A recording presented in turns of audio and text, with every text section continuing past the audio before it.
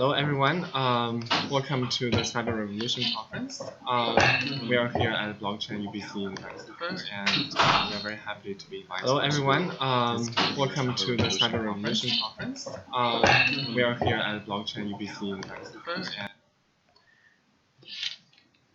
So, blockchain at UBC is a research cluster at University of British Columbia, and in our research center, we connect researchers with research interest in blockchain from different disciplines and explore blockchain adoption from different theoretical perspectives.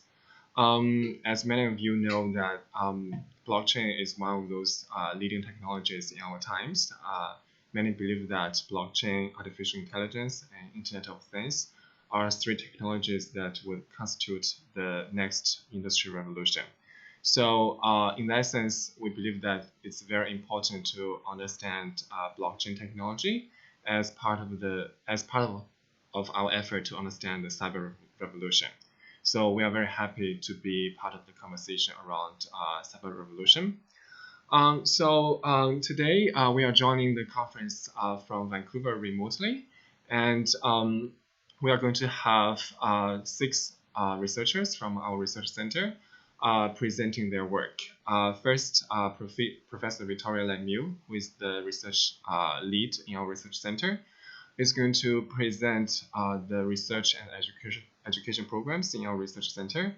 And then next, our researchers, 5 different researchers, will present their work in different applications of blockchain. For example, blockchain healthcare, blockchain clean energy, and self-identity, for example. So these presentations are live streamed on YouTube, and you can watch our presentations live. Also, you can watch it later if you don't have time now. So without further ado, I will just start having Professor Vicky Lemieux presenting her work. But unfortunately, she's not here physically. She's teaching right now. But she has sent us a video, a recording of her presentation. So let's dive into her presentation now.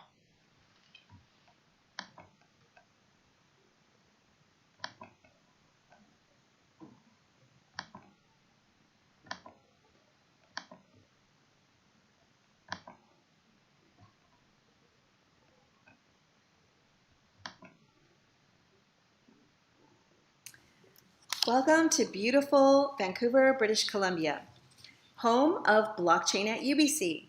I'm Victoria Lemieux. I'm founder and co-lead of Blockchain at UBC. I'm very pleased to be here at the University of British Columbia to join you in promoting a cybersecurity revolution around the world. Let me begin by telling you a little bit about Blockchain at UBC. Blockchain at UBC was founded on a recognition that the world is undergoing a crisis of trust.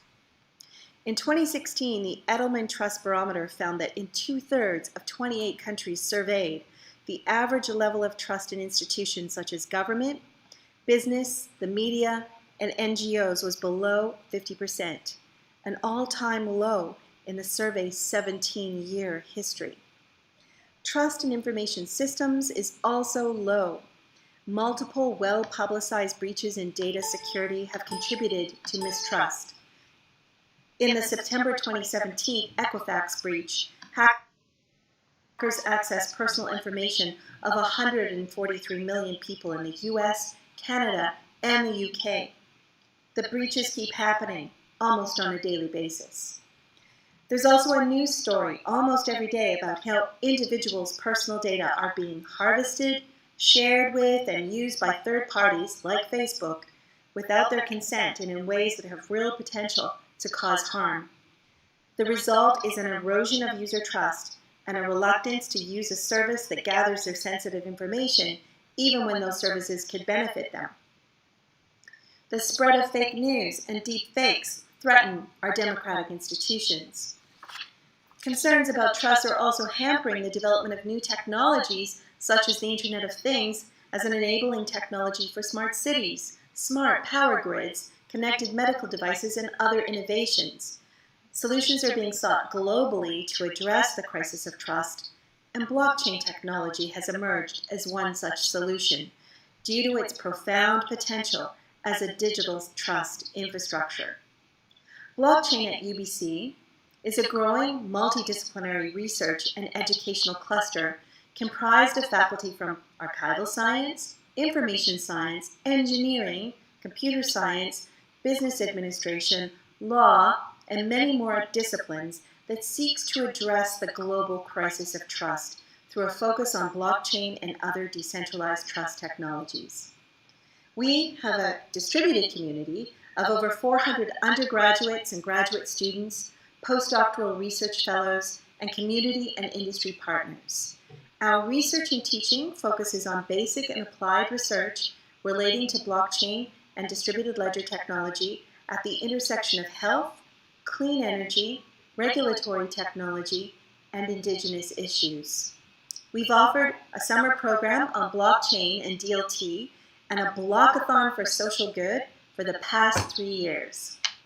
This year, with funding from the Canadian Natural Sciences and Engineering Research Council of Canada, MyTax Canada, and 15 industry and community partners, we will introduce a new multidisciplinary graduate training pathway for master's and doctoral students that incorporates courses such as Foundations of Blockchain Technology, Blockchain Software Engineering, Decentralized Trust Technologies, Blockchain and FinTech, and Emerging Issues in Blockchain Technology, among others. Students in our program will also do research-based internships with our many industry partners. I invite you to explore our website at blockchainubc.ca for more information about our program. We at Blockchain at UBC take a unique approach to our research and teaching on blockchain technology. We explore blockchain technology through a framework that incorporates 3 interlocking layers or dimensions. A social layer that addresses concerns about legal, ethical, business, and societal dimensions of the technology. A data records layer that looks at data protection and privacy and trust in records and information distributed online. And a technical layer that explores the challenges of scale, storage, and efficiency, which is especially important as we consider the effects of energy consumption and its impact on the sustainability of our planet. This summer, we were pleased to host an international research roundtable with scholars from around the world to explore the interactions among these 3 layers or dimensions of blockchain and decentralized trust systems. The outcome of our reflections on these interactions will be published by Springer and is expected out in early 2020. The framework represents our understanding of the interactions among these different layers or dimensions of blockchain and how in the design of blockchain systems we need to consider these interactions in order to avoid unintended consequences that would perversely reduce trust rather than improving it as we're seeking to do. As an example, in my own research, I explore the impact of blockchain and decentralized trust technologies through an archival science lens. One of my very first papers highlighted a project in Honduras that sought to secure the country's land records against fraudulent manipulation. This was and remains a noble goal. However, my research pointed to serious flaws in the design of the solution that may have exacerbated issues of trust in the country's land records rather than improving them. I continue to explore these issues in my current work. In recent work, I focused on self-sovereign identity. SSI promises to give us all more control over our data about ourselves, but there are questions about our ability to navigate simultaneously the complexities of assessing risks of sharing our data and a novel technology like blockchain. In recent work, alongside one of our industry partners, Molecular View, a company offering personalized health analytics, we designed a blockchain solution for self-sovereign health data management to explore these issues. Our initial evaluation found that members of the public are open to the concept of self-sovereign health data management using blockchain technology, but also have apprehensions about the usability and instability of an emerging decentralized crypto system for health data management. This points to the fact that we have much work to do to build safe, secure, and usable decentralized trust systems that will gain the public's trust. Despite the challenges ahead, given the current state of cybersecurity, it is clear that the old ways of protecting our privacy, securing our records and information, and protecting our rights and entitlements, and even the ways that we organize our societies, no longer enough. We need to rethink things. We need innovative solutions. We need change. We at Blockchain at UBC look forward to contributing to a cybersecurity revolution that will foment that change. Have a great conference.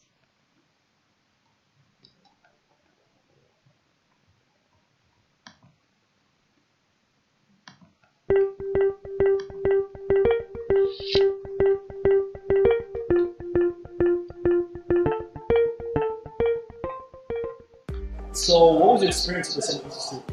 My experience at the Summer Institute was really good. We got some time to learn about a lot of blockchain platforms that are being developed right now. And on top of that, we got a chance to really play around with these platforms. I would encourage anyone else that's interested in blockchain to try out the Summer Institute. But the UBC Summer Blockchain Initiative was an absolute in-depth, full, well-rounded summary of not only the applications of blockchain, but how it works, the people that are using it, the industry, and where they're going with it. Truly an astounding experience, and wish that anybody else is interested in being part of it. I am an admirer of Professor Lemieux's work, so was so excited to be invited to come to UBC. I think you guys are doing really exciting stuff, and I particularly admire the interdisciplinary work that's happening here. Specifically blockchain right now, gigantic supply-demand gap. You know, there's just absolutely abundant work available right now in blockchain. You know, there's literally not enough people in the world to do things. You know, I'm constantly asked, oh, do you know someone who might be able to help with this? No, I don't. There aren't any. You know, basically people with experience, they're already doing something that they enjoy, or they are well employed. What I'd really say to anyone who's in a position to be entering the job force, learn blockchain. Like, you will have a fantastic opportunities coming out of that, you know. Okay, thank you. No worries.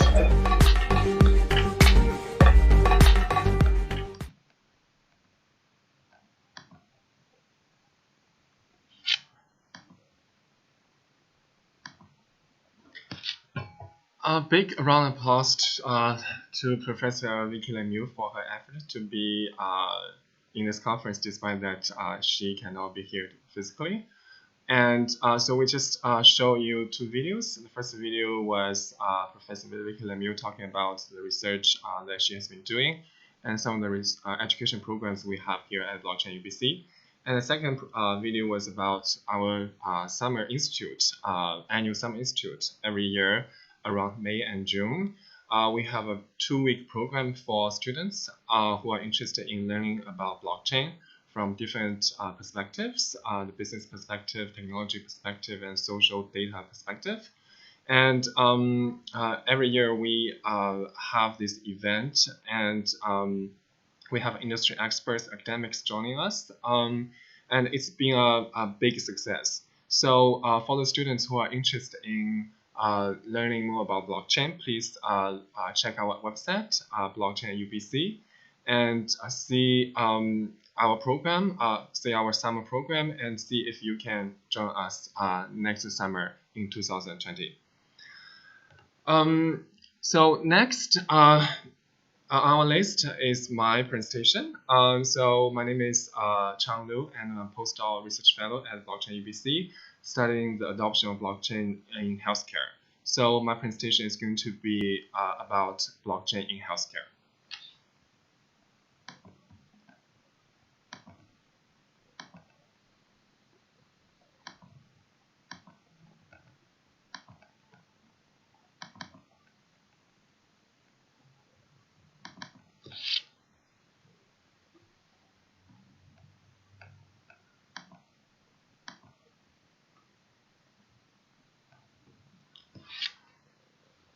So as I mentioned, my research is about blockchain in healthcare, specifically blockchain in pharmaceutical industry. So the title of my presentation today is Adopting Blockchain in Pharmaceutical Firms, a case study from the perspective of institutional logics. So blockchain is a distributed ledger, and many believe that blockchain is going to transform the nature of trust and transform the distribution of power and resources in our society. Right now, there are many discussions about blockchain, and many different industries and corporations, academics are looking at adoption of blockchain, using blockchain to enhance data provenance, security, and data sharing. One of those multi-billion industries is the pharmaceutical industry. The pharmaceutical industry is very passionate about adopting blockchain to enhance clinical trial, for example, enhance clinical data sharing, and to improve patient safety, and so on and so forth. But so far, most discussions, whether industry discussions or academic discussions around blockchain in pharmaceutical industries, focuses on the technical design of blockchain in pharmaceutical industry. I extensively searched the literature using the keywords pharmaceutical industry and blockchain, and I found dozens of articles published on peer-reviewed journals, but 99% of those articles are technical-based articles, and very little attention has been paid to the actual adoption process of blockchain in pharmaceutical industries. But from the management literature, we know that without understanding the actual process to adopt a technology, the adoption will not happen. And if the adoption will not happen, then the transformative potential of the technology will not be realized. So, given that research background, I asked the research question: how can blockchain technology as an emergent technology be adopted in pharmaceutical companies? There are two bodies of literature that are relevant here in this study. The first body of literature is the literature on innovation diffusion. And there's a large body of research on innovation diffusion. And this literature focuses on the general diffusion patterns, like when diffusion will be the fastest and when diffusion will be slowed down, and the institutional and industry and organizational conditions to accelerate and slow down in innovation diffusion. And this body of literature does not really focus on the actual adoption process of innovation. And the second body of literature is organizational adoption of new practice. This body of literature examines the organizational processes by which new practices could be adopted, and paying attention to the political, technical, and cultural struggles among different actors in the process of adoption. But this body of literature focuses more on adopting established practices, or practices that have been commonly understood by the society, not emerging technology per se. So these two body of literature, innovation diffusion and organizational adoption of new practice, do not provide us sufficient understanding of how blockchain could be adopted as an emerging technology could be adopted in pharmaceutical industries. And adopting an emerging technology means change. Basically, we are talking about implementing a new technique or a new practice or technology into existing system. So it will inevitably trigger change processes. And in the change literature, there has been this emergent meta-theoretical perspective called institutional logics perspective. And scholars have been using the institutional logics perspective to understand organizational change, institutional change. And scholars using this perspective have theorized change as a process of shifting from one institutional logic to another logic, or shifting the combination of logics from one combination to another combination. And institutional logics has been proven as a very powerful, useful meta-theoretical perspective to understand change. So in this study, I draw from institutional logics perspective to understand how blockchain technology can be adopted in pharmaceutical industries. Before I dive into that, let me first define what is institutional logic. So basically, institutional logic is a set of material practices and symbolic systems, including assumptions, values, and beliefs by which individuals and organizations provide meaning to their daily activity, organize time and space, and reproduce their lives and experiences. So you can look at the term institutional logics. You can think institutional logics as logic rationality, or it is a meta way of thinking that defines what is right, what is wrong, and what can be understood and what does not make sense. And institutional logics are field level or societal level systems that are instantiated by organizations. So a particular organization can be seen as an enactment of multiple competing institutional logics. And I want to highlight that this institutional logics originate in the environment. It's not something that an individual organization will possess by itself. For example, in the environmental sector, for example, a lot of the chemical companies, they would probably instantiate the commercial logic, which comes from their industry, but also probably they would instantiate the environmentalism logic, which comes from the social movement of environmentalism. So I adopt a case study approach in this project, and the reason why I adopt this case study approach is that it's very suitable to answer how question and explore processes.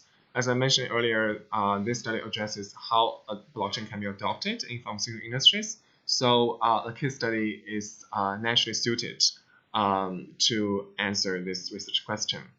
And the important case I'm looking at is, of course, blockchain adoption. So technology I'm looking at is blockchain, and I'm looking at this technology being adopted in a pharmaceutical corporation, a specific pharmaceutical corporation.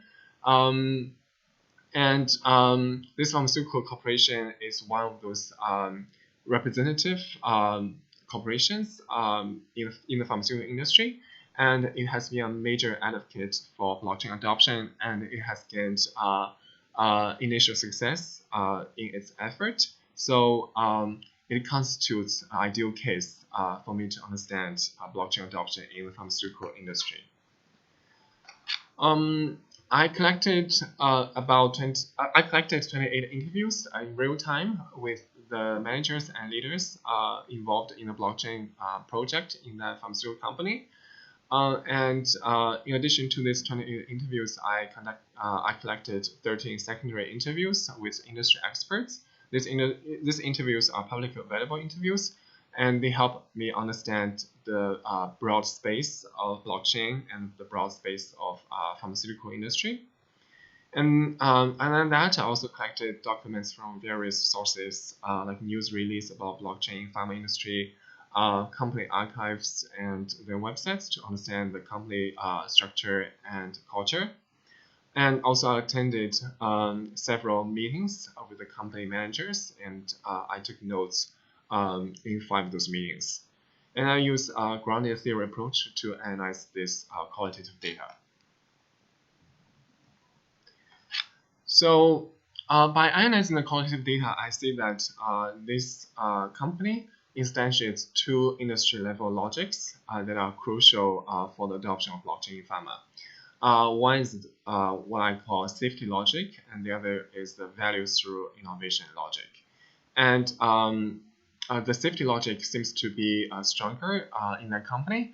Many executives told me that in that company, the bottom line is you do no harm. So basically, even though you cannot create a new drug, but the bottom line is that your drug should not be harmful to your patients. these two logics, safety and value through innovation logics, these two logics have very different manifestations in terms of specific organizational dimensions. For example, the safety logic emphasizes no harm in its value orientation, and the value through innovation logic emphasizes creating something new. And the key organizational process associated with the safety logic is compliance. And the organizational process associated with value through innovation is experimenting. And then the structure, organizational structure associated with safety logic is hierarchical and rigid. But the structure associated with value through innovation is flat and flexible.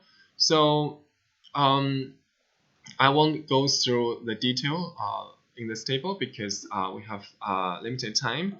But the key message here is that these two different logics prescribe very different prescriptions in terms of what is wrong, what is right, and what should be done in the company and what should not be done. And I found 3 key processes that this company used to achieve initial success in terms of adopting blockchain. The first process is what I call combine both logics, the safety logic and the value through innovation logic in blockchain user cases. And the first sub-process of this main process is selecting user cases that embody both logics. So basically, when this company starts looking at blockchain, they have many different options. They could use blockchain to directly change their drug exploration process, but they could also use blockchain to really enhance their operation processes. And what they settled down eventually was the user case that focuses on patient consent. So basically using blockchain to validate that a patient has given his consent to a clinical trial protocol. And it's very important to select this, to focus on this user case because by focusing on patient consent, by using blockchain to enhance, to improve safety, patient safety in the process of clinical trial, it aligns the user case to the safety logic. But in the meantime, it also highlights the values through innovation logic. In the pharmaceutical industry, if you have cases of non-compliance, you will have to pay a lot of money as settlement cost or as the cost of non-compliance, and that could really harm the business value of the company. So the first sub-process is selecting user cases that embody both logics. And the second process is framing the legitimacy of the user cases in terms of both logics. So after they selected the user case of patient consent, people in the company had to really make a sell of this user case to the senior executives. And in that process, they have to frame the legitimacy of this user case in terms of both logics, both in terms of both the safety logic and the values through innovation logic. So one of the senior directors has told me that so we are able to do that and present that, the user case, in this case, to a group within our global colleagues to get approval to move forward. Because like I said, think about the way we do things now. And so there are a lot of questions around how could we address the certain procedure that we do now. And so we have to manage the message a lot in order to help understand what we are trying to do, because what we are trying to do is entirely different. So basically, the framing is really focused on how this blockchain technology can really enhance the existing patient consent process to improve patient safety. But in the meantime, the managers also told me that they had to really articulate how this business case, this user case blockchain, is different from existing IT system in the company. And that really resonates in the values through innovation logic, because only when you do something that is so different, it probably will imply that this project you are doing has some innovative value. And the second process that I discovered is aligning the adoption process with the safety logic. And the first sub-process of this overarching process is adhering to the power structure embodying the safety logic. So in a pharmaceutical company, there is this very hierarchical power structure to secure patient safety, to really highlight the safety logic. And for adoption to happen, it seems that the managers have to adhere to this hierarchical power structure in the company. So basically, every step, everything that they do in the process, they have to make sure that they have the approval from people on the top, and they have the support from the people at the executive level. And that's very important because there are instances where they didn't have the support or approval from the top, and then they will not be able to get specific things done in the process. And also in the company, there's the IT department that is responsible for all the IT endeavors in the company. And my interviewees told me that it's very important to engage these IT departments to have the input and to ask them how they think about the blockchain adoption for the company in the very beginning of the process. There are instances where the IT department was not fully engaged, and that created a lot of trouble for adoption later on. So it's very important to engage these incumbent IT individuals in the company. And the second sub-process is adhering to the risk-averse climate in the company. So that means that blockchain advocates in the company have to establish a big corporation as blockchain providers. Right now in the blockchain space, there are companies such as IBM, Microsoft, established companies that are providing blockchain solutions, but also there are a lot of startups.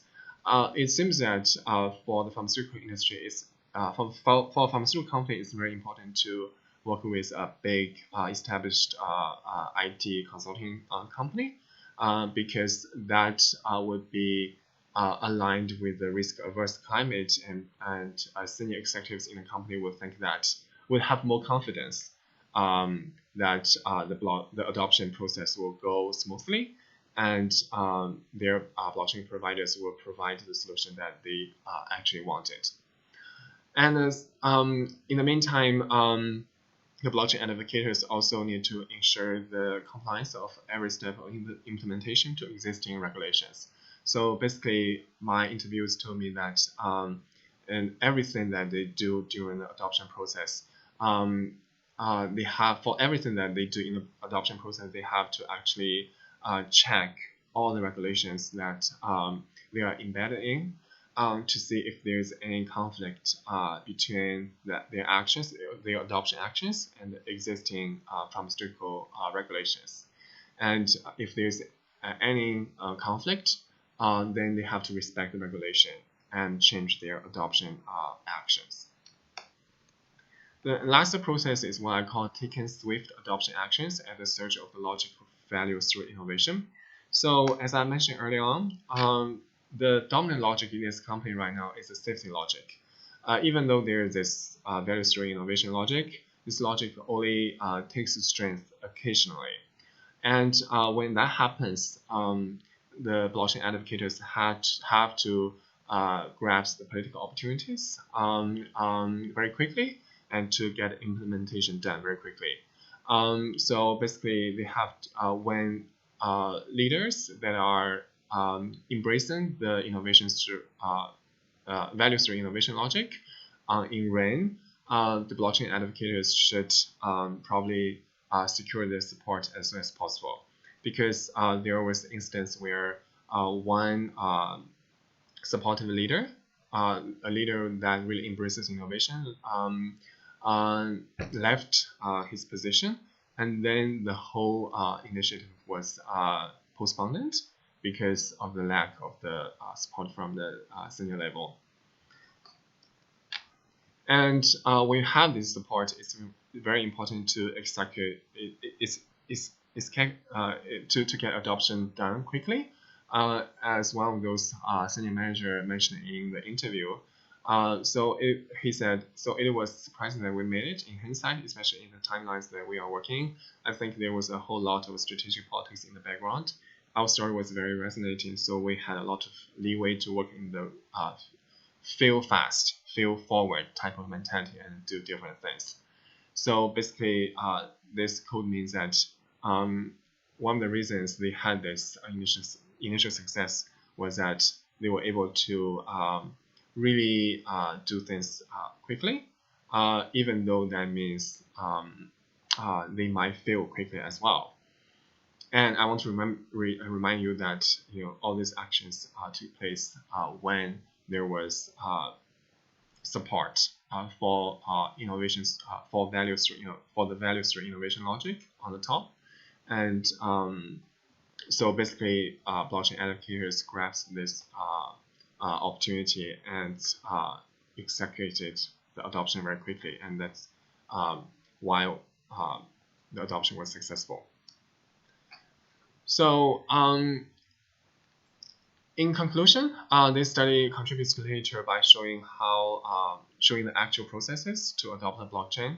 As I mentioned earlier, even though there was a lot of discussion, technical discussions around blockchain adoption, there was not so much investigation into the actual process of adopting blockchain.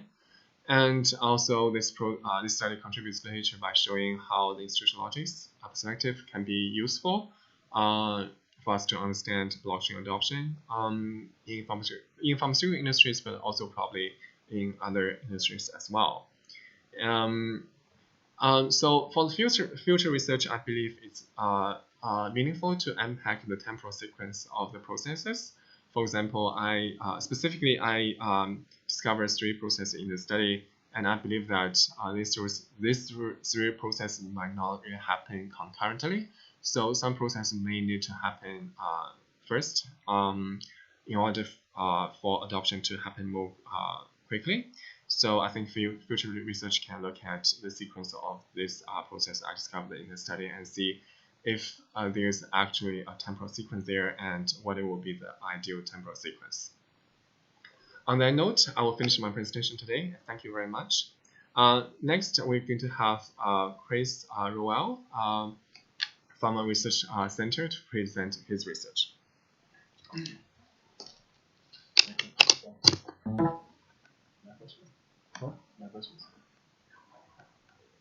Oh, sorry.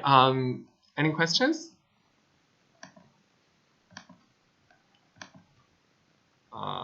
Probably not at the moment. Yeah. Okay. So I'll just get it.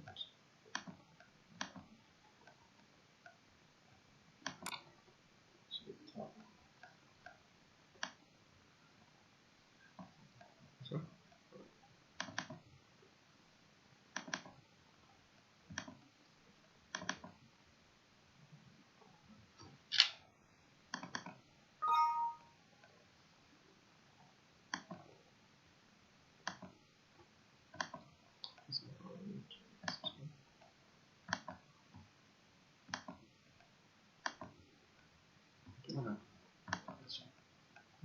So I'll just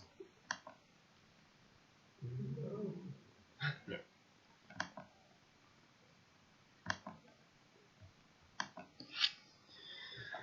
Okay. Thanks, Chang. Hi, everyone. Great to be here. Hope there's something going on over there. We can't see you guys, but thanks for having me. I wanted to quickly introduce myself, and then I'll talk about briefly what I'm going to chat about today. But this is me. I'm Chris Roel. I'm a postdoctoral research fellow at UBC, the UBC School of Business. In blockchain, I have a couple of main research interests, which are new ways of organizing and creating value. So I study digital platforms, digital marketplaces, and I'm really interested also in the business, regulatory, social implications of distributed trust. So the different ways of we can redistribute trust using technologies like blockchain. So very broad, but you might get a bit more of an idea of what I mean by this as we go through. I also teach a bit, so I have an executive education course on the strategic management of blockchain. I'm the coordinator of the Blockchain at UBC Summer Institute that Chang mentioned, so the 2-week program that we have over the summer. And I teach organizational behavior and research methods at undergrad level as well. Okay, so the projects that I have currently with Blockchain at UBC, one ongoing project is far more of a research focus, more conceptual, which is how blockchain changes digital platform strategies. A second project actually that we've wrapped up now is legitimizing ICOs and legitimizing token offerings. So how can we get people to kind of get on board with token offerings? How do we make them regulatory compliant? And for that, we worked with a local company here in Vancouver that looks at automated regulatory compliance for digital assets. And a third project, which I actually want to talk about today, so it's a little bit of change from what Chang was talking about, because this isn't really super researchy, it's more action research. But it's around educating accountants, professional accountants, about blockchain technologies. So this blockchain education project, colloquially, it's not really called that, but basically it's the overall objective is that we have these professional services, like accounting, law, which play a pretty important role in the emergence of foundational technologies like blockchain. So we need accountants on board, we need lawyers to understand what this is, to understand what smart contracts actually mean, to understand how these records are kept and what the risks and etc. So we need them to get on board with this, and we're trying to find effective ways of helping specifically accountants in this project, but we think it will be transferable, what we find, to other professions, help them understand the relevant aspects of blockchain technology. And again, not just so when I say relevant, I mean relevant for them specifically. I know accounting is a very, very broad kind of space, so we'll go through that as well. But how do we kind of position things so that each accountant, depending on their job and their personal interests, can figure out what actually relevance means for them? And we think not just blockchain technologies as well. So this might help different professions understand blockchain, but also what we find if we build a model out of this might help professions understand disruptive technologies in general. So you could plug in artificial intelligence, Internet of Things, whatever else for blockchain there too. So the research stakeholders, blockchain at UBC, so we have a research team here working on this. We're partnering with the local innovation consultant called Siberium, and as well as the CPABC, so the Chartered Professional Accountants of BC, which is our professional organization for accountants and auditors here in British Columbia. And this is also jointly funded by MyTax, which is a Canadian innovation fund. So the target audience here, who we're trying to help, well, the existing and future CPAs. So in CPABC, they have 36,000 current members, and we have around 5,000 students training to be accountants in British Columbia as well. So these are the target audiences.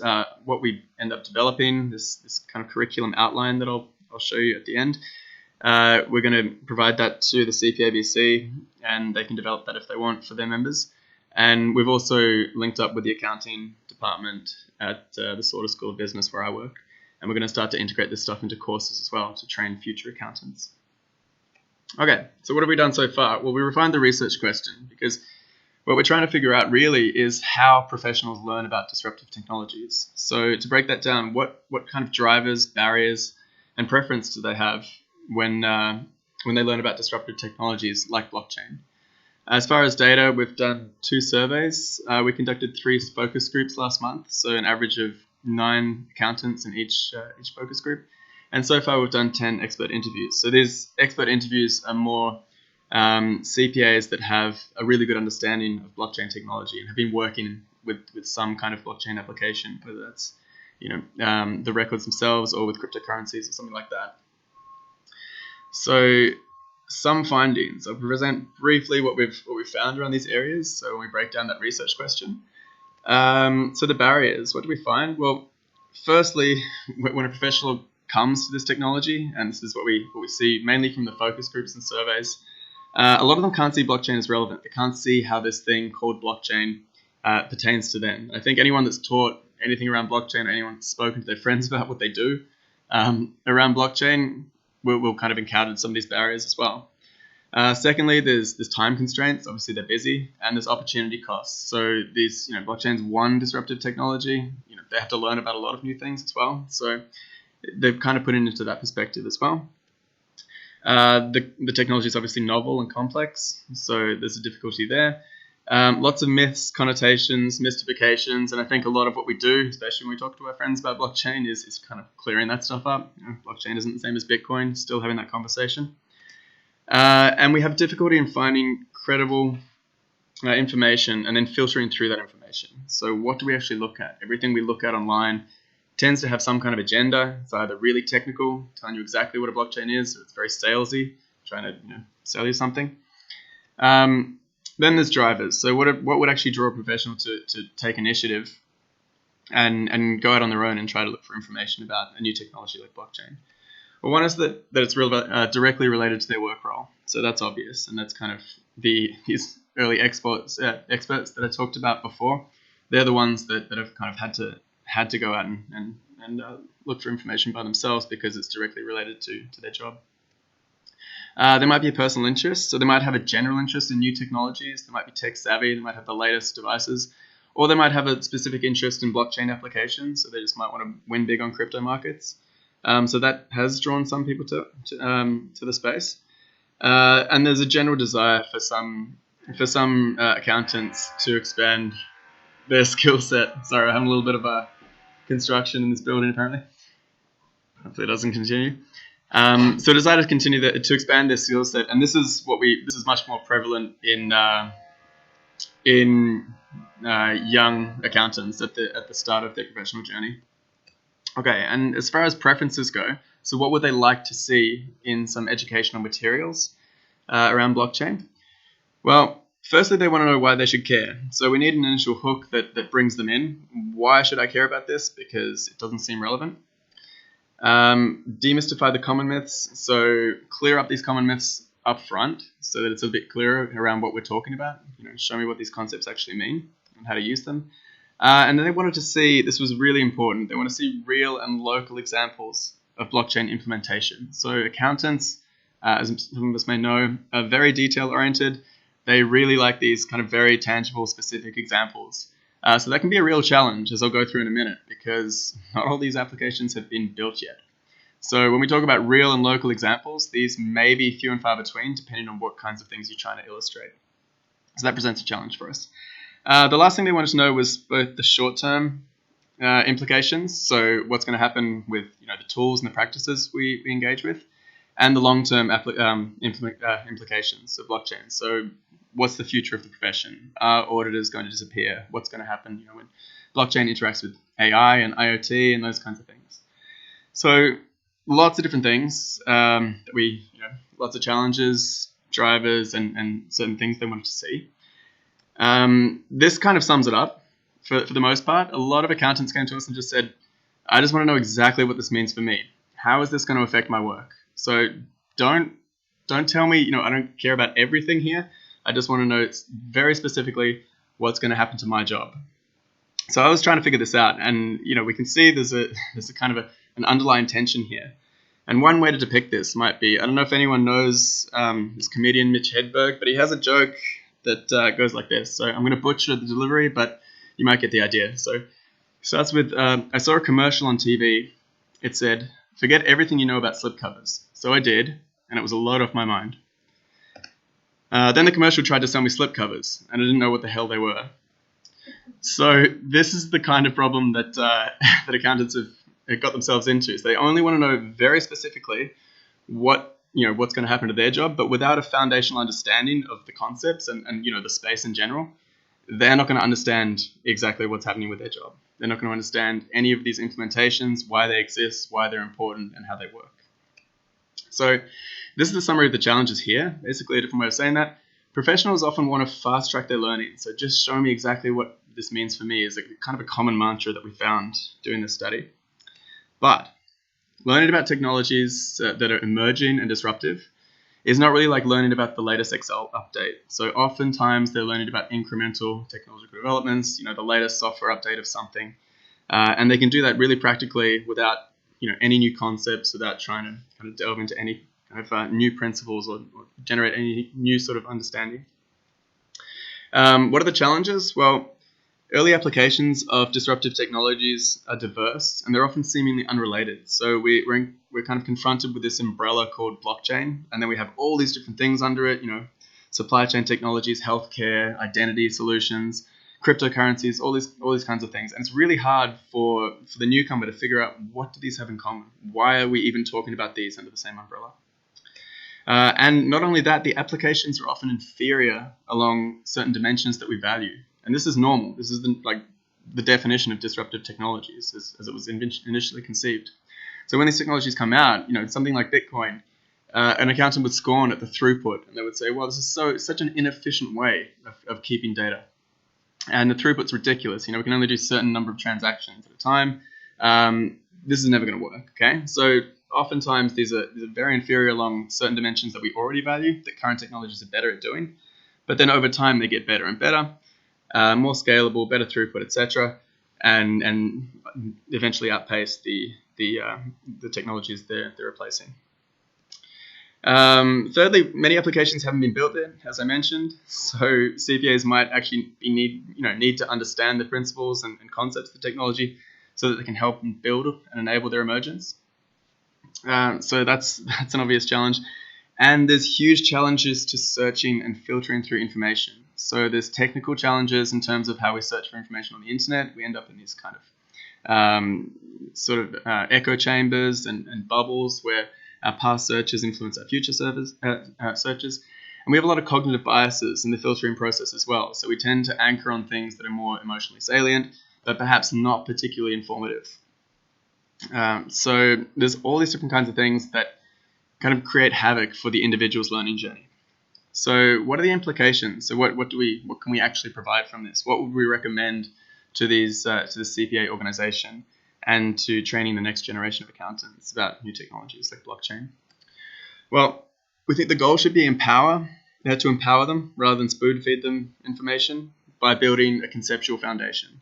And this is not necessarily something they're used to. They often like to be just spoon-fed, direct examples. This is exactly how you can implement this into your work. But like we said, a disruptive technology is not the kind of context in which you can do that easily. Bust myths, so allay these fears up front. Get rid of these kind of myths immediately so that people are comfortable with the concepts and the terms being used, because these are often things that prevent them from learning more initially. Bitcoin is for criminals, or all cryptocurrencies are just for crime, things like that. They seem silly to us, but they're still fairly pervasive in kind of the broader discourse. Break materials into manageable chunks, so make it modular, basically. Break it up into, I think that's pretty obvious. Try to break things into pieces that people can actually digest rather than try to throw too much information at them at one time. And make that sort of those modules coherent and kind of consistent with one another.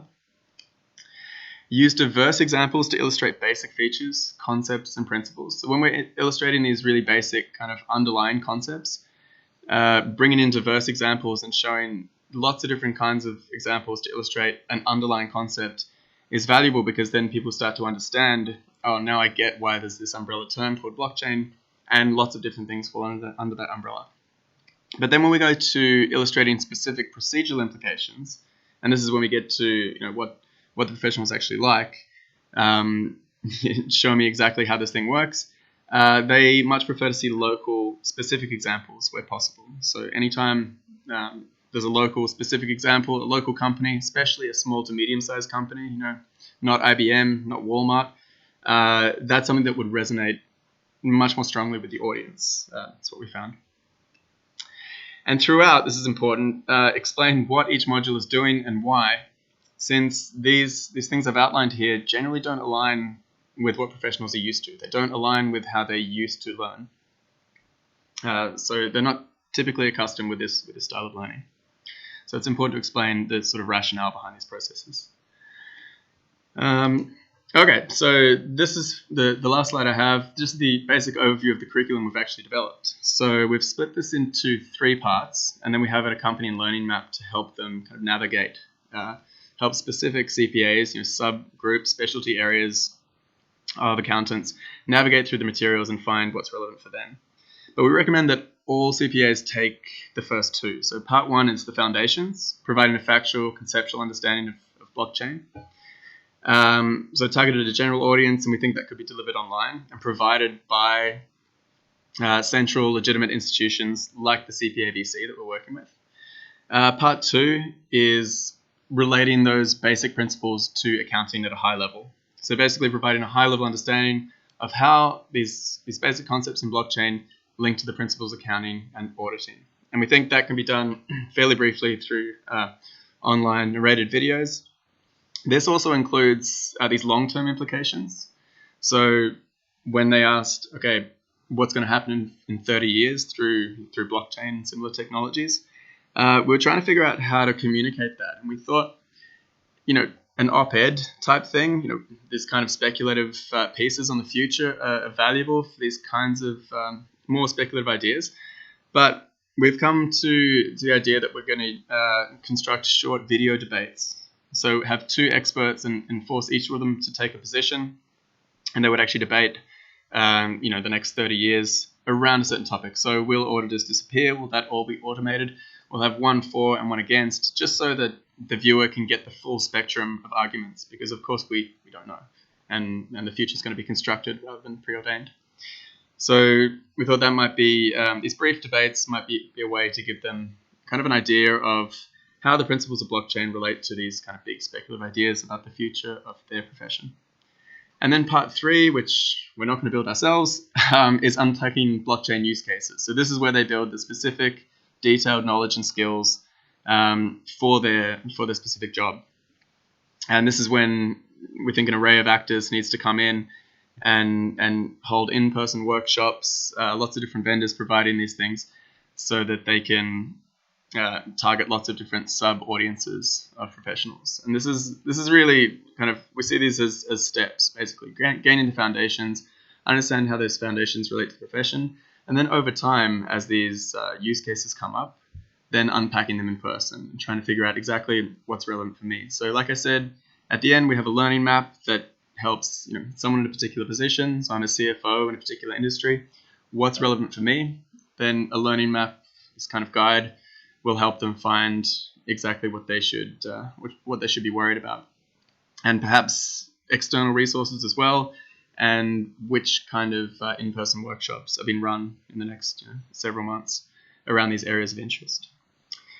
So basically that's it. That's all I have today. I'm not sure if there's any questions from that end, or if we can hear the questions, but thank you very much for for having me and for listening.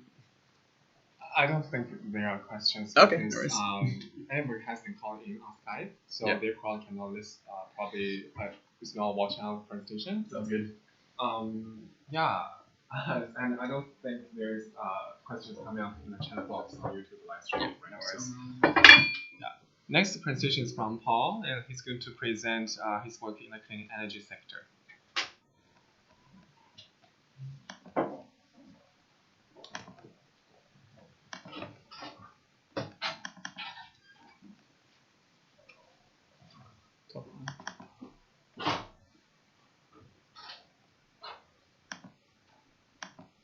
Am I looking into this one?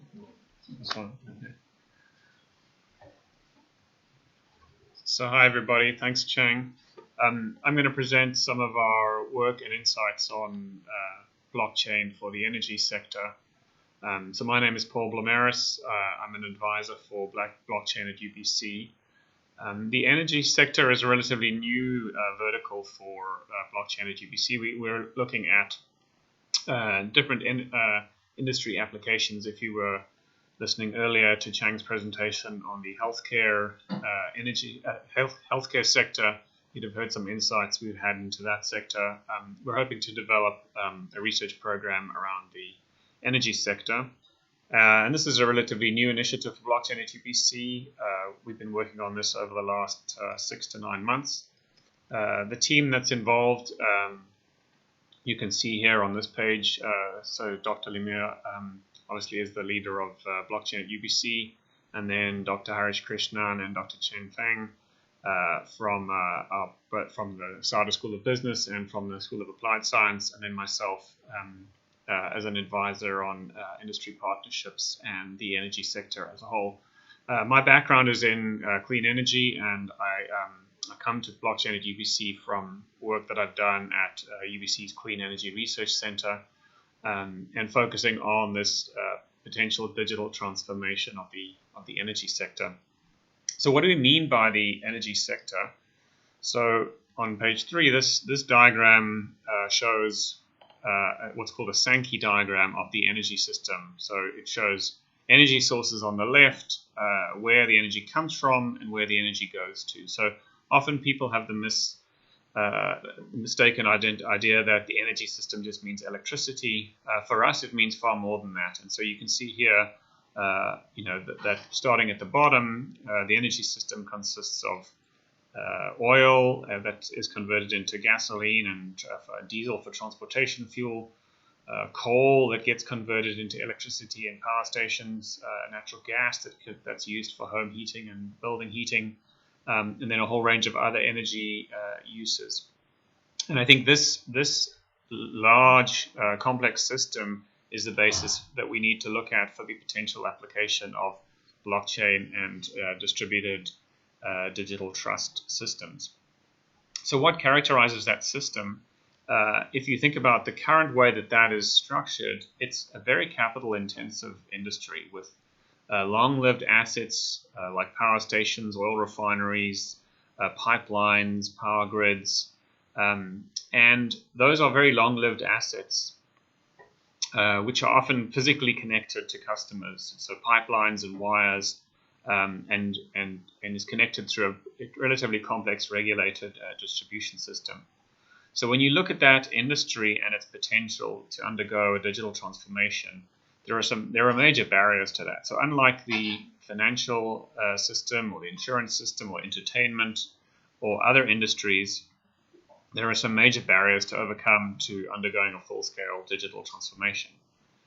However, that being said, there are some major potential areas even for this existing system. So if we look at blockchain and other distributed ledger technologies that can enhance trust, security, and transaction efficiency, then there are some near-term application opportunities within the energy industry where this could have a major effect. So one of them is in the wholesale energy trading settlement application. So all those energy flows that you saw on that initial diagram are required transactions between those major players. And currently those energy trading markets have room for improvement in terms of transactional efficiency, and there are certainly opportunities for improvement there. The deployment of smart meters and home energy management systems have encountered some difficulties with the management of personal information and trust and security of that and privacy of that data. And so new digital solutions that can enhance those elements could increase the penetration of these devices, which are known to reduce energy consumption and reduce emissions in the process. Cybersecurity of electricity grids is a major factor right now in the news. You may have seen discussions about potential hacks on electricity generation stations and on power grids. And so technologies that are developing that can assist in securing those grids or also would have immediate application in the energy industry. Moving then to the digital twinning, robust and secure connection between the actual physical assets that we talked about, like pipeline networks and power grids, could have real immediate benefit in terms of improved maintenance and visibility of asset management through the digital twinning process.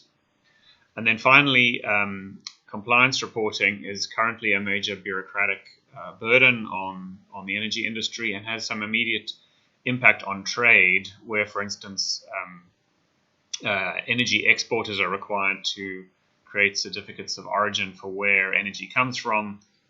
And so digital solutions that can more efficiently and robustly create certification of, for instance, the origin of the energy will make that compliance reporting much less bureaucratic and speed up transactions and improve profitability for energy customers. So those are opportunities that are available that we could see application in the energy industry right now. But the energy industry, as we all know, is undergoing some major shifts and changes. So the big one is the increased reliance on and importance of renewable energy from a greenhouse gas emissions reduction perspective and from a emissions reduction perspective. So, and those renewable energies are not only in the case of wind and solar power. There are important aspects of bioenergy that are going into biofuels, into renewable hydrogen, going into the gas energy system. And so those, you see in those two graphs here, one showing a relatively conservative new policy scenario from the IEA, showing the green bar at the top, increasing energy reliance on renewables. And then on the right, a sustainable development scenario that's required to meet our greenhouse gas targets. We show the increasing reliance on renewables and a reduction in fossil fuels, particularly coal. Now, one clear insight from looking at those is although the increase in renewable energy is significant, there's expected to be a continued reliance on some fossil fuels and traditional fuels even well out into 2040. So energy systems are now going to have to cope with this diversity of sources. So those traditional sources that we know and understand today, but on top of that, a whole bunch of diverse sources. And one of the things that characterizes those energy sources are often that they are smaller, less capital-intensive sources. So imagine, for instance, a digester that is producing biogas to feed into a gas pipeline run by a farmer. So this is now an individual, smaller player who is contributing to the energy system rather than a giant oil and gas company or a refinery owner. And so I think the energy system needs to begin to accommodate those diverse sources, those smaller players. We also will see more innovative energy conversions. So you saw in that initial diagram of traditionally oil being diverted almost exclusively towards transportation, coal towards power production, gas towards heating. Now we're seeing conversions between different sources. So, I mean, the most obvious one being using electricity to power motor vehicles instead of gasoline. So this is a different energy being used in different ways. And so that breaking down of the traditional silos between different energy sources and systems means that the transaction systems will need to accommodate those. And we also will see more dynamic systems. So flows in different directions, the ups and downs and the cyclicality of different energy sources will mean that the systems will need to accommodate that. So with that in mind, we see some big opportunities for digital transformation to support this evolving energy system, and that's one of the major focuses for our work here at Blockchain at UBC. Looking at some of the emerging research trends in blockchain for energy, at the moment, the field is relatively open in the sense that there are a number of consultancy firm reports looking at what are the opportunities for blockchain and digital technologies in the energy industry. There are some academic articles beginning to emerge, particularly some good survey and review articles. But the research tends to be very much project focused, so i.e. Looking at the feasibility of application of a technology, which is providing some interesting insights and learnings, for instance, on looking at tokenization and payments for electricity or energy using blockchain technology. There's a large body of work looking at how can we do peer-to-peer, P2P or peer-to-peer electricity trading, so enabling individual consumers to sell, for instance, rooftop solar electricity to each other. Blockchain technologies that can also enable the Internet of Things or electric vehicle charging. But there's also scope, I think, therefore, for research into more abstract societal questions about the adoption of these new technologies rather than just into the technical feasibility and practicality of these applications. There's also a lot of discussion about the disruption to the energy industry, which potentially doesn't serve the research community particularly well, because as we've seen from the previous analysis, the energy industry itself, although undergoing some significant transformations, is here to stay. And so those so discussions about disruption or removing the existing incumbents is not particularly helpful, and I think the research community would be better served to look at the opportunities to support that transformation that's going on. So what research are we doing at UBC? We have 3 projects ongoing. The first of them on renewable gas, which I'll talk a little bit about. We're beginning to move into some work on electric vehicle charging. I'll talk about that. And then a very new project that we're just beginning to look at on the international trade in liquefied natural gas. So on renewable gas, this is a project that we're working with Fortis BC, who are our local gas utility, Expansive, who are a company using creating digital assets in the energy space, and UBC is the potential customer here for this application of this technology. What we're looking at is the supply chain of renewable gas that comes from a biodigester and is injected into the gas pipeline and then is purchased by UBC. So UBC uses a large amount of gas for our power and heating requirements, but we purchase renewable natural gas in order to offset the carbon footprint of that gas that we purchase. So this project is looking at the opportunity to use so-called digital feedstock, so to ascribe the energy units that are injected into the gas grid with particular attributes, and then when UBC purchases those gas units, we can then trade them both on our carbon offsetting portal, but also the potential to decide what we want to do with them. So we can potentially use them to put them into compressed natural gas vehicles and generate low carbon fuel standard credits with those gas units.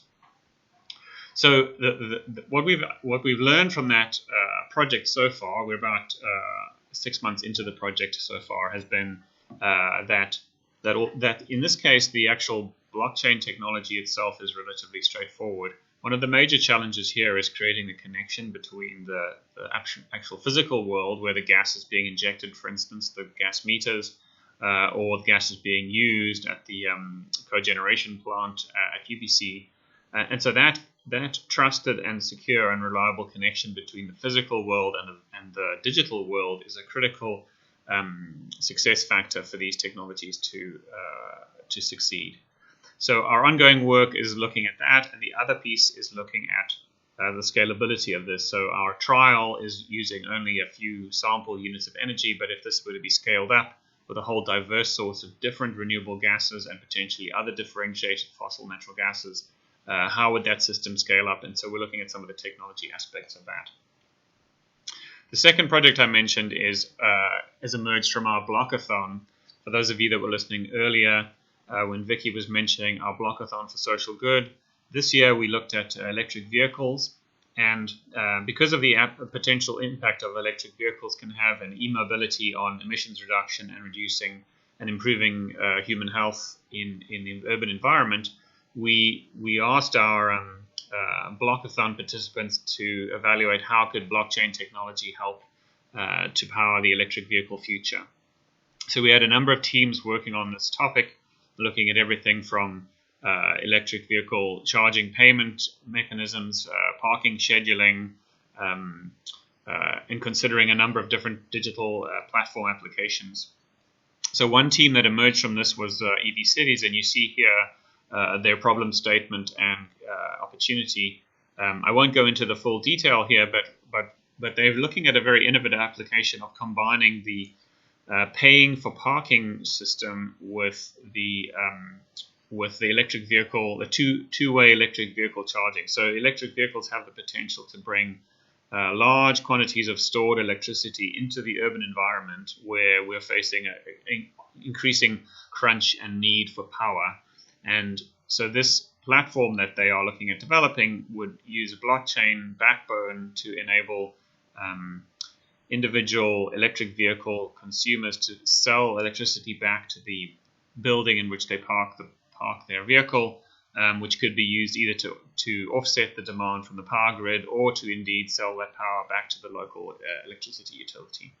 And they're looking at some interesting topics relating to the sharing of sensitive business data, the ability to transact those payments efficiently and effectively, and while still preserving user anonymity based on a blockchain-based technology. So an emerging application, but one that I think we can learn some very interesting research topics from this project as we move forward. Then the final project that we're getting involved in is in the international trade in liquefied natural gas. So here in British Columbia, we have just announced a major project to export LNG to Asia.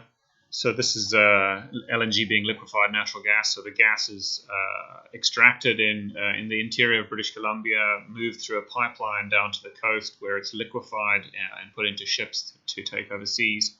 And the province and some of the major exporters like LNG Canada, which is supported by Shell and Mitsubishi, are very proud of the fact that the technologies that are being used are some of the cleanest in the world. So, for instance, the liquefaction plants use hydroelectricity to power the liquefiers. And so this means that the greenhouse gas emissions associated with this fuel are possibly the lowest in the world.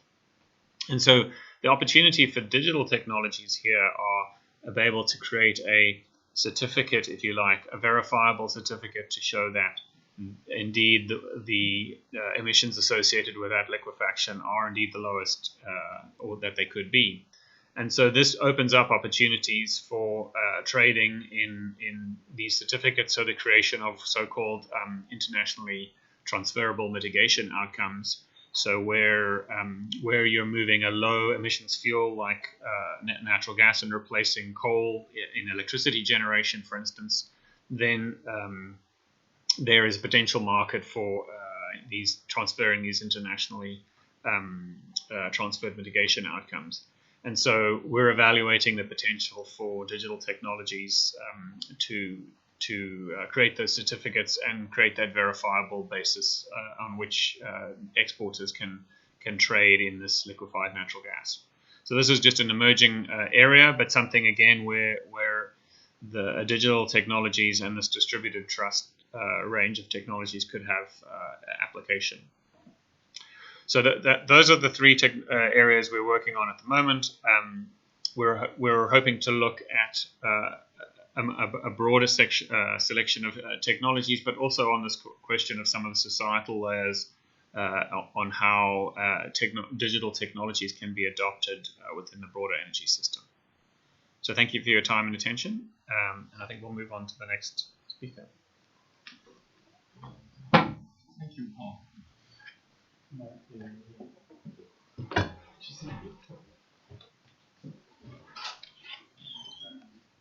So next we have Dara Hoffman presenting her research.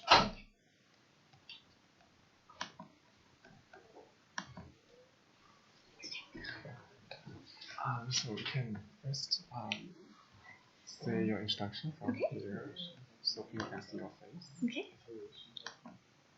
Hello, like Chang said, my name is Dara Hoffman. I'm a doctoral candidate at the University of British Columbia iSchool and an OG blockchain at UBC GRA, having been with blockchain at UBC since it was just Vicky, me, and a couple of master students from our department. And I'll be talking today about some of my research, similar to Chang's in the health field, but looking specifically at omics, which is genomics, metabolomics, proteomics, exomics, all the other different kinds of proteins and that we can capture from the body that reveal information about health.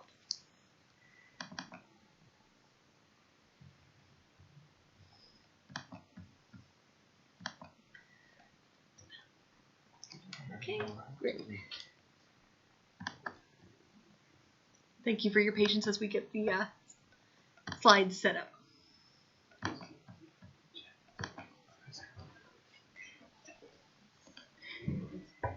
So where we came from in this project, and this presentation is focused primarily on the results of a study into the ethical, legal, and social implications of digital record keeping, and specifically blockchain record keeping that we did for Molecular U, which is a direct-to-consumer genetic testing company here in Vancouver. But part of where it came from is the fact that a lot of the LC, those ethical, legal, and social implications, from now on just LC, turned out to be record-keeping problems, which for archivists like me and Dr. Lemieux are very important. And so it was things like ensuring the integrity of the documents, establishing a link between participants and the document itself, ensuring the accessibility of the documents for subsequent reference, and making sure that they were retained. And so there was a lot of thought that maybe blockchain would be a potential solution for these problems. And so specifically, we were looking at how we can use blockchain for both consent and to allow people to provide access to their data while still maintaining control. So part of the reason that this is a big problem is that in a lot of ways, health data is like the CIA triad on steroids. It's very good. It's very important that we be able to provide access to this kind of data to further research, that we can find, solutions to problems, that we can improve diagnostic processes, that we can shorten the time from initial research to market for drugs. There's a lot of benefits that come from it, and so accessibility is very important. But we have to make sure that we protect the confidentiality of these records because, of course, if people know your HIV status, if they know whether or not you're pregnant, if they know your sex health history, there's a lot of really private information that has really huge implications on people's personal lives. And so finding that right balance between accessibility and confidentiality when it comes to health information is a big problem at the blockchain, because of its particular affordances, has been put forward to as a solution in a lot of instances. And so we undertook this study in the particular context of using direct-to-consumer genetic information and finding ways to make that accessible for health research using a blockchain-based system, because we have this strong public interest in furthering that research. The problem with privacy, of course, is that it's huge. Even defining it is a problem. Daniel Solove and Paul Ohm, who are two major American legal scholars, call the concept of personally identifiable information, which is what most of our laws are based on in North America, and similarly the GDPR in Europe, a game of whack-a-mole. Because if we say today that, your social insurance or your social security number is private, and we say tomorrow that your gender is private, the problem is that we have lots of auxiliary information out there. And so you might not know it, the woman in the red dress is not very defining. The woman in the red dress giving the presentation right now tells you exactly who I am without ever having to give you any of the personally identifiable information.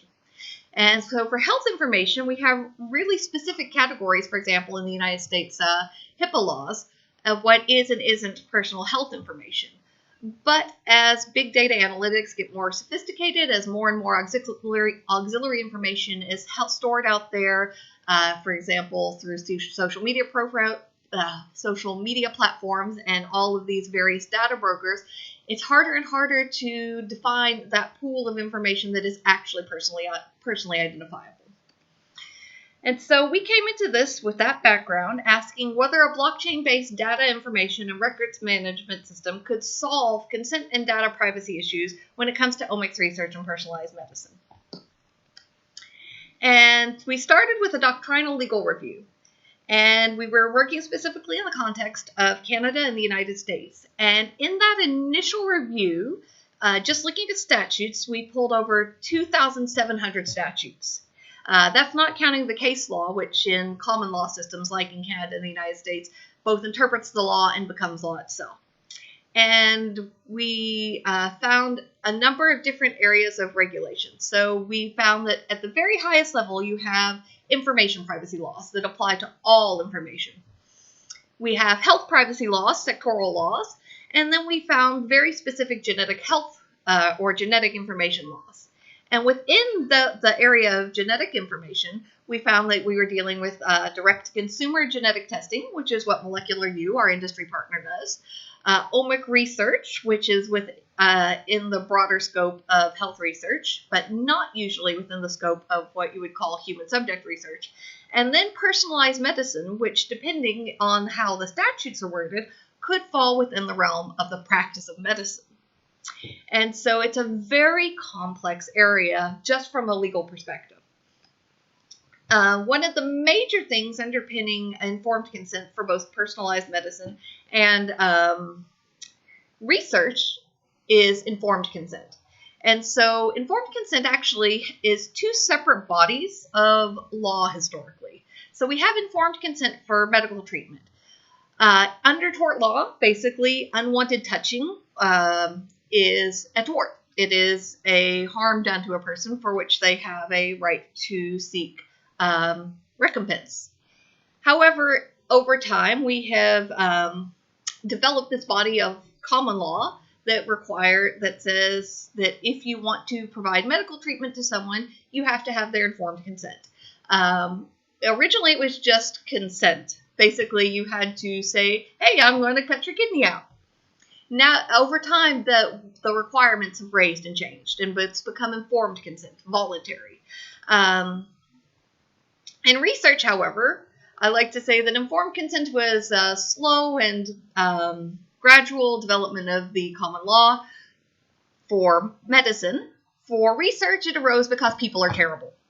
Basically, with the horrors of the Nazis, the medical experiments that took place in the concentration camps, the world was horrified when all of that came out in the Nuremberg trials, and particularly by the fact that medical doctors who in Western culture at that point had a huge degree of respect and were viewed as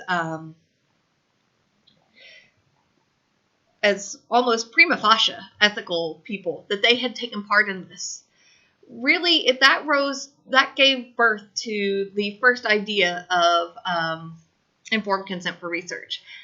Those ideas of informed consent for research have evolved as we have seen further wrongs being done. So we've seen the Tuskegee medical experiments in the United States where African American men were enrolled in the study, and even after an effective treatment for syphilis was discovered and proven, these men were denied knowledge of that treatment and were left to suffer and die the effects eventually of tertiary syphilis because the researchers wanted to observe them. Here in Canada, similarly, Indigenous children in the residential schools were starved and denied dental and medical treatment because the researchers wanted to have them basically as a control group for children who did get interventions.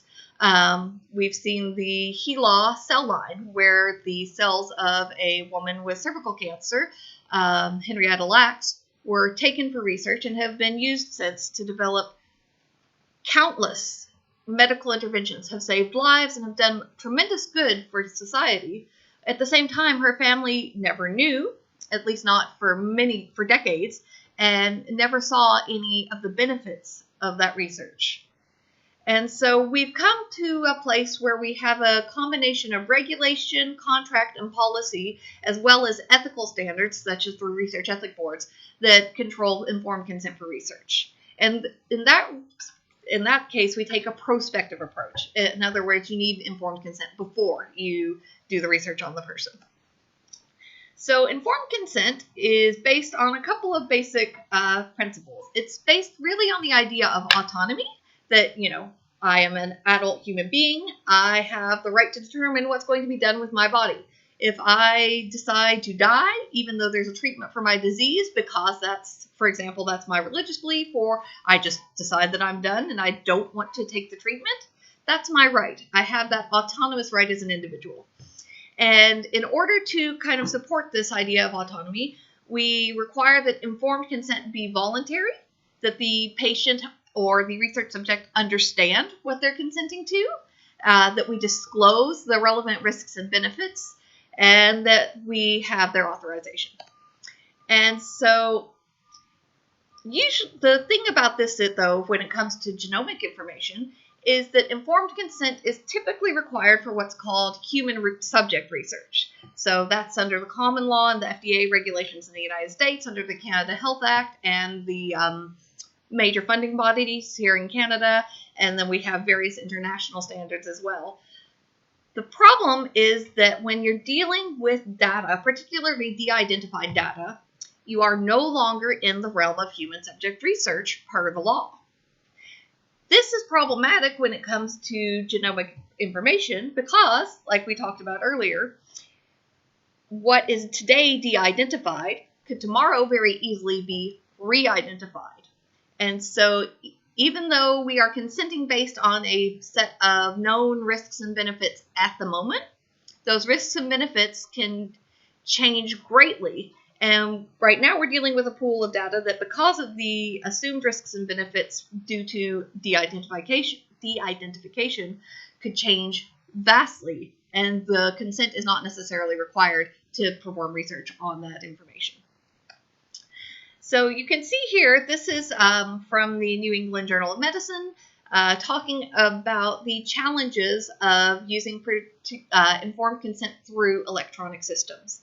And this is an interesting thing, and this is part of what we were trying to do with the blockchain, is that traditionally informed consent is a very slow process for research. It's about 60 days long to get someone onboarded to a project, and it's a lot of paper, it's a lot of explaining slowly, because of course, your typical research subject is not a doctor or even in any sort of health professional, and you're explaining these very complex risks and benefits depending on the type of research.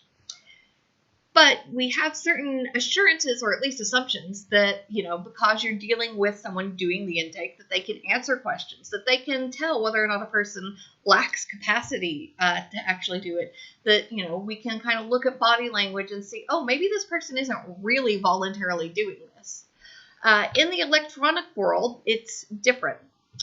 We can't necessarily read body language. We aren't necessarily having a face-to-face sit-down. So we have to deal with ways of ensuring that there's understanding and voluntariness, and that the disclosure actually meets the needs in a different way in electronic systems.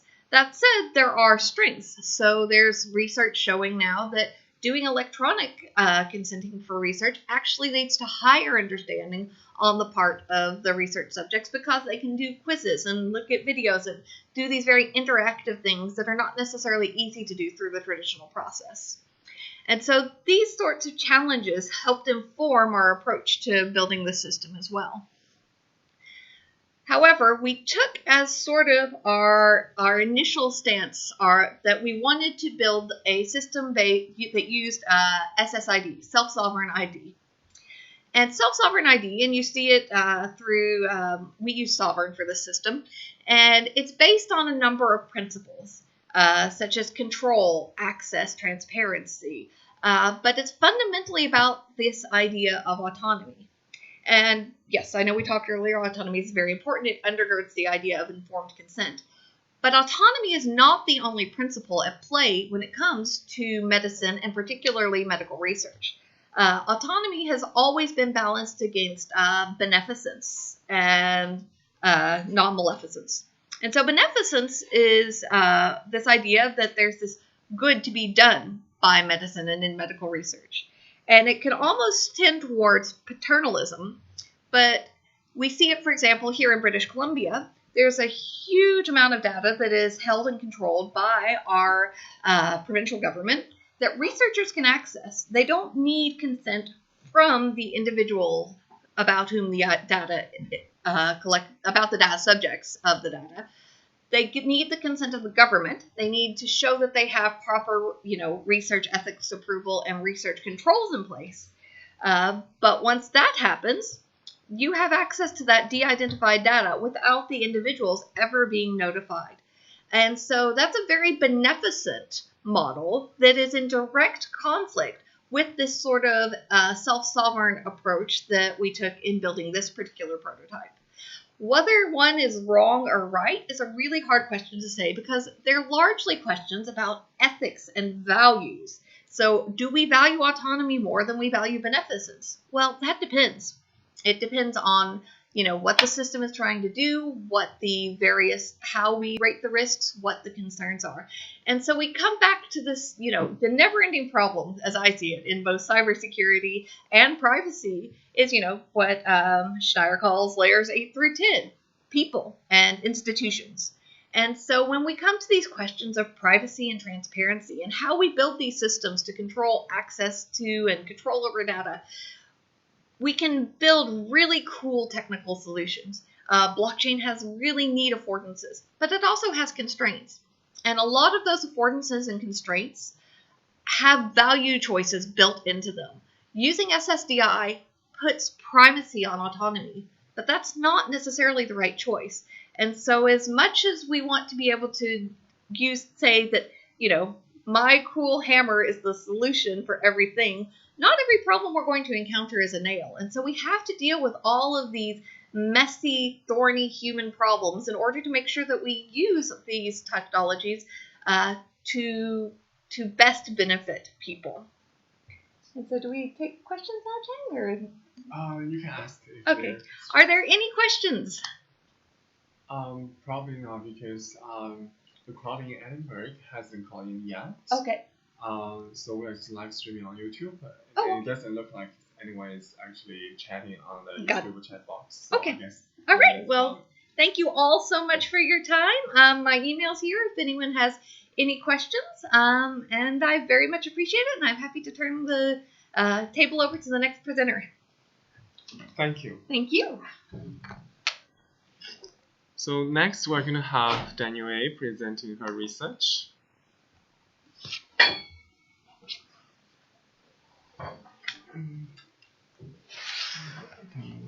You can first introduce yourself.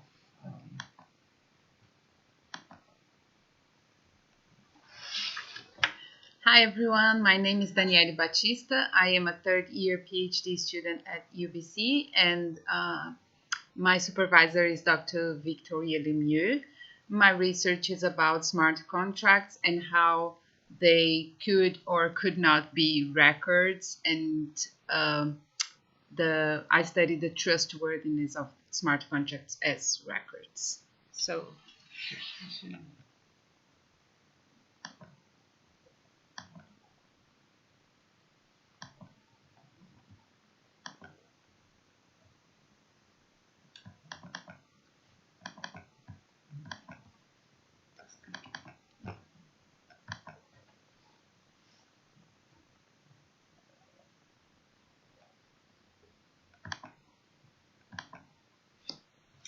So as a third-year PhD student, this is just a preliminary idea of what I am proposing to research. And this is a presentation similar to what I presented in the conference here at UBC to get more feedback about my methods and my questions. So what are smart contracts? There's always this huge discussion about how could they be or could they not be traditional contracts. But the thing is, now we cannot say that we can use smart contracts for contractual relationships. They are basically code, automatizing procedures, transactions. So why do we care in archival science? Why should we study smart contracts as records? First, my first research question would be, how can we guarantee that smart contracts will be trustworthy and long-lasting archival records? For example, if we use smart contracts to transfer property from me to another person, and this property happens to be my house, that person that gets my house has to have the proof of the transaction through a long time.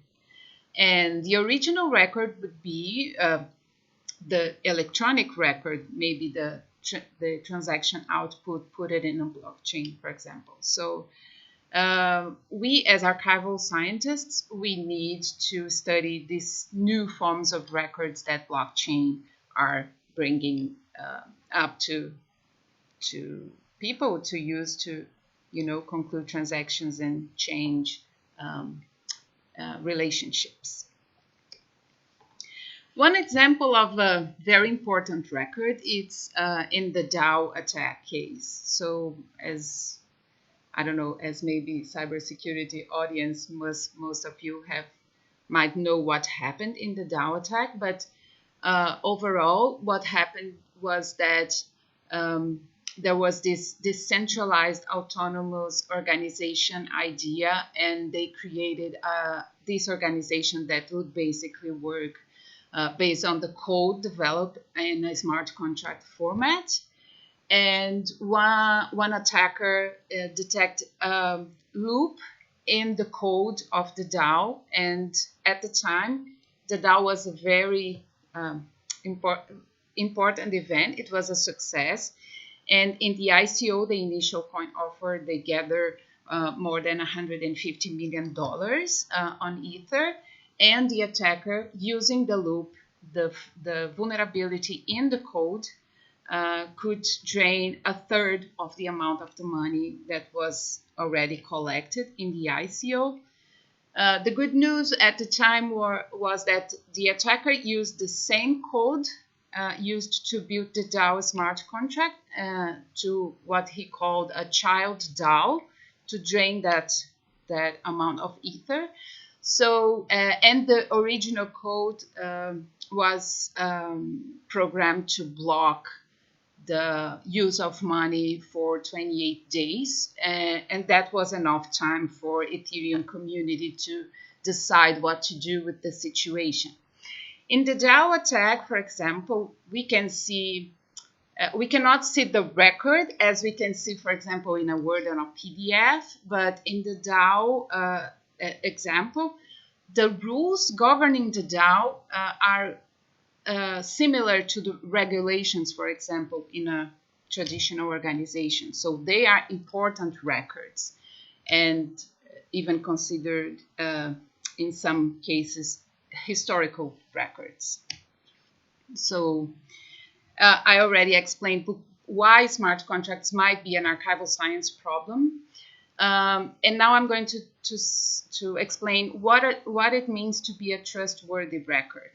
A trustworthy record is the one that presents accuracy, reliability, and authenticity. And these three concepts are from diplomatics, discipline that we use a lot in a theory that we use a lot in archival science to analyze the record and as a trustworthiness record.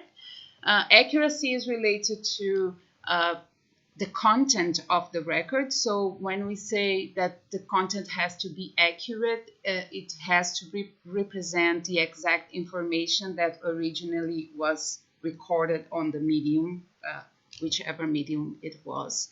Reliability is related to the rules governing the transactions or any act represented on the record. So it means that I have to assure that the record was produced according to the regulations of specific activities.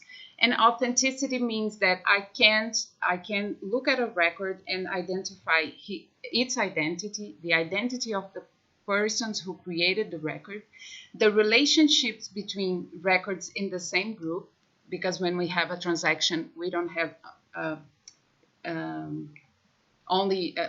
we should not have only one record. Usually we have lots of records in the same group relating to the same activity. And also that record was not tempered. It was not altered in the process of its life cycle. And besides the trustworthiness requirements that I just explained, a record must present persistence. As I said in the example of the house transfer, the record needs to last for years and years, passing through different generations, for example. So I believe the study has an inductive characteristics, and the first phase of the study, for the first phase, I propose to analyze the differences between the characteristics of smart contracts and requirements of trustworthy records. That means that in the first analysis, I would like to detect where and when can I call a smart contract a record, because I know that it's not in every situation. Sometimes smart contracts are really programs and they are not the records per se. The goal is to identify the constituent elements of smart contracts as a new category of record or form of record, and compare those elements to the requirements of trustworthy records imposed by the digital diplomatics theory. And this I plan to reach this goal using the diplomatics criticism. This first phase will guide the formulation of the survey instrument for the second stage, and the second stage will constitute on interviews, semi-structured interviews with programmers first, because they are the ones that deal with the smart contract. So usually they will build the code according to rules that the contract has to, the smart contract has to follow. I established this convenient initial sample of 20 programmers, and then applying a snowball sampling technique, because even now, after 4 years of Ethereum launching, we don't have a huge number of programmers with enough experience to help in this part of the research. So some examples of questions are: which standards methods are used to capture the intentions behind smart contracts? What are the difficulties in transforming those intentions into a code? Is there any security coding practice applied for the development of smart contracts? If yes, which are they? And which aspects of design are considered in the moment of the creation of the record? And there might be a second phase with other semi-structured interview with regulators, because, as I said in the beginning of this presentation, we have problems with saying that smart contracts are the same as traditional contracts, and they are not. So which gaps and which future actions we have to search to get to that point eventually. The potential contributions of these preliminary ideas of research would be to propose an audit framework for the creation of smart contracts. So we could have guidelines for programmers to improve the structure of the records, improve blockchain systems involving smart contracts as evidence of transactions, and help governments and private organizations to better evaluate the application of smart contracts as a protocol for their transactions. These are some questions that I have to the audience. I would really like to hear your feedback and contributions if it's possible. And thank you for your attention. Thank you. Thank you, Daniel.